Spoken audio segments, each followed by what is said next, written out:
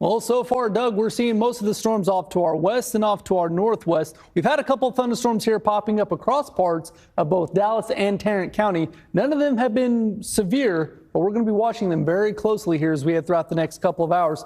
Overall, we have a severe thunderstorm watch in effect for all these counties you see right here highlighted in this pink color. Now in Oklahoma, we have a tornado watch for all those counties highlighted in yellow, and all these little orange boxes you see on the map, those are ongoing severe thunderstorm warnings. So let's go ahead and track the latest here on radar. I'm tracking a few different areas of severe storms, but they are all starting to congeal together. Whenever that happens, the overall risk, especially for tornadoes, really starts to come down. As we take a closer inspection here with radar, hey, the I-35 corridor, especially north of the Red River, Marietta, Thackerville, even on down through Gainesville, is about to be lit up. Look at all this lightning that we are tracking right now. Now, the good news is the overall risk of large damaging hail and strong winds coming down just a little bit, but this is heavy rainfall, the kind of rainfall that it's hard to see past the hood of your car. That's what we're tracking with that rain. On down the line here, some of the strongest storms I'm tracking continue here off to the west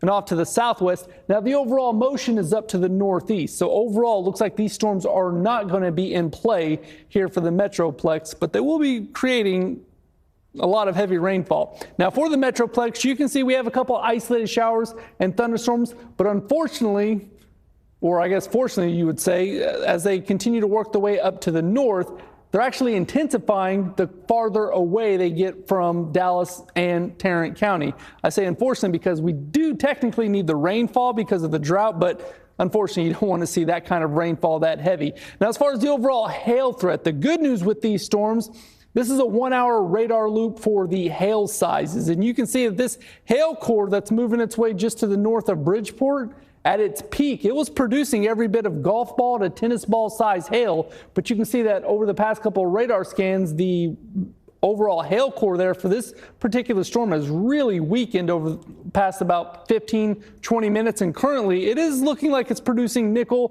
possibly quarter size hail, but overall nothing compared to the hail it was tracking earlier. So these storms are going to continue up to the north and to the northeast, and all these little icons you see on the map are individual confirmed hail reports. Hail up to about 2 inches, which is pretty substantial here this time of year. Now for Dallas and Fort Worth, if we see any storms, they would have to develop in this region right here because of the storm motion, but look at that. There's nothing developing down there. So as far as the overall threat for severe weather we're going to see here for DFW, overall as the minutes go by, the percentages are getting lower and lower.